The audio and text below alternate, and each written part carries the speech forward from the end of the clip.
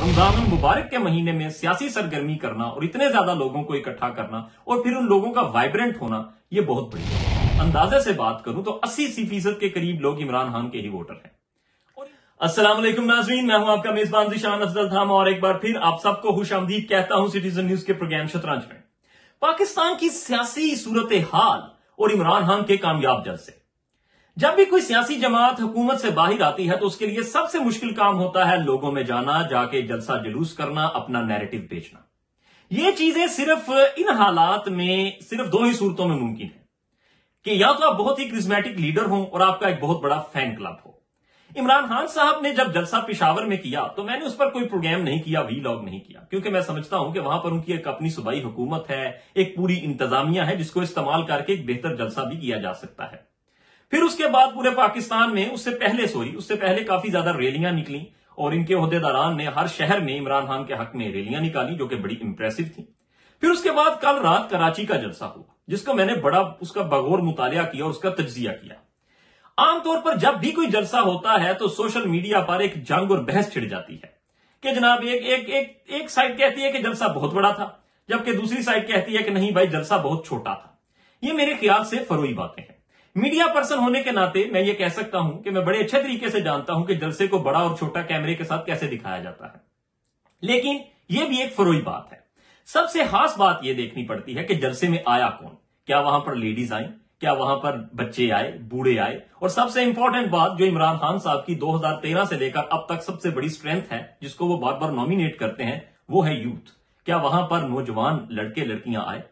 और सबसे बड़ी बात, जब यह जलसा हो रहा था तो क्या इमरान खान की और उसके जो मुख्तलिफ लीडर्स हैं पीटीआई के, जब वो जलसे में बातें कर रहे थे तो क्या क्राउड वाइब्रेंट था? क्या वो आगे से रिस्पॉन्स कर रहा था? इन तमाम चीजों को टिक मार्क किया जाए तो मैं समझता हूं कि अभी तक की रैलियां और जलसे बहुत कामयाब रहे हैं। और सबसे बड़ा चैलेंज, कोई भी सियासी जमात मुहर्रमुल हराम में, रमजानुल मुबारक में और सख्त गर्मी में और सख्त सर्दी में जलसे जुलूसों से परहेज करती है क्योंकि इसमें बहुत कम लोग आते हैं। तो रमजानुल मुबारक के महीने में सियासी सरगर्मी करना और इतने ज्यादा लोगों को इकट्ठा करना और फिर उन लोगों का वाइब्रेंट होना, यह बहुत बड़ी बात है। अब इससे आगे चलते हैं। यह तो थी पाकिस्तान के जलसे जुलूस की सियासत। अब इससे आगे चलें तो हमें यह भी दिखाई देता है कि ओवरसीज पाकिस्तानियों ने भी अपना हिस्सा हमेशा की तरह डाल दिया है। मैं ये बात बरमला कह चुका हूं कि ओवरसीज पाकिस्तानीज में से तकरीबन 80%, मैं अगर बाई एंड लार्ज देखूं और बड़े ही मोहतात अंदाजे से बात करूं तो 80% के करीब लोग इमरान खान के ही वोटर हैं। और इमरान खान के इन वोटर्स ने बहुत सारी जगहों पर, बहुत सारे शहरों में जलसे जुलूस किए हैं, प्रोटेस्ट किए हैं और रैलियां निकाली हैं। लेकिन इनका असर पाकिस्तान की सियासत पर सिंबॉलिकली तो बहुत अहम है, लेकिन जब इनको आपने गैल्वनाइज करके अपने इनको वोटर के सूरत में एग्जीक्यूट करना है तो वहां पर सवालिया निशान बन जाता है। वो सवालिया निशान यह है कि क्या ये जो इस वक्त भानपति का कुंभा हुकूमत बनाकर आ चुका है, क्या ओवरसीज पाकिस्तानियों के लिए वोट डालने के लिए कोई रूम छोड़ेगा? मेरा नहीं ख्याल। और क्या डिजिटल मशीन पर वोट हो पाएंगे? तो वो इलेक्शन कमीशन पहले भी कह चुका है कि वो मुमकिन ही नहीं हो पाएगा।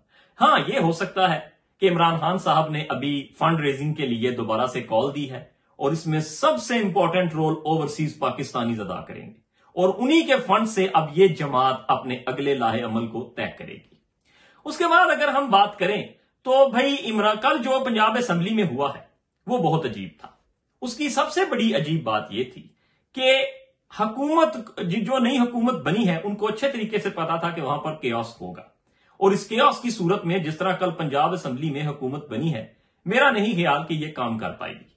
हां, बस एक शर्त है कि अगर पीटीआई और काफ लीग पंजाब असेंबली से नेशनल गवर्नमेंट की तरह इस्तीफे ना दें, अगर ये इनको पंजाब में टफ टाइम दें, इनकी पंजाब में नाक रगड़ें, इनको तंग करें और इनसे अर्ली इलेक्शन ले लें, तो फिर वफाकी हुकूमत भी चंद दिन ही निकाल पाएगी। यह मेरा जाती तौर पर नजरिया है, किसी को पसंद आए या ना आए।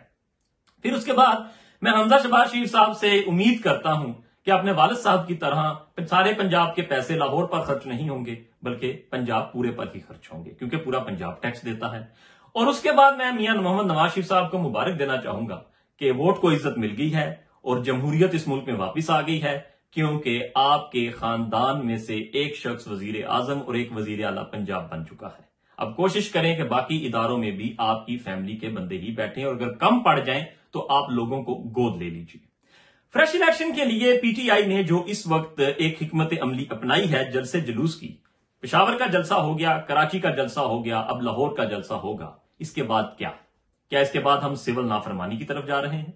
क्या पीटीआई के वो जो इस्तीफे बादियों नजर में मंजूर हो चुके हैं, लेकिन मेरा ख्याल है उसमें काफी टेक्निकलिटीज हैं, क्या इनको दोबारा वफाकी हुकूमत के साथ बैठकर पार्लियामेंट में अपना प्रोटेस्ट करके फ्रेश इलेक्शन जल्द अज जल्द ले लेने चाहिए? तो मेरा जवाब होगा हां, क्योंकि लोहा गर्म है और इस वक्त पीटीआई को इलेक्शन बहुत ज्यादा सूट करते हैं। गलत या सही, इनका नैरेटिव काफी हद तक कामयाब हो चुका है और लोगों ने, खासतौर पर नौजवान नस्ल ने, इसको बड़ी तेजी से पसंद किया है। अगर देखा जाए ओवरसीज पाकिस्तानियों की सियासत की हद तक, तो भाई फाइनेंशियली कह चुका हूं कि वो पीटीआई के लिए रीढ़ की हड्डी साबित हो सकते हैं।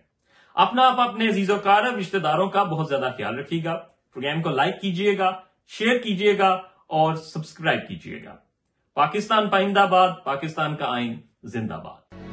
हम सब एक मुल्क के शहरी हैं और हम सबका नुमाइंदा न्यूज चैनल सिटीजन न्यूज, हर शहरी बाखबर।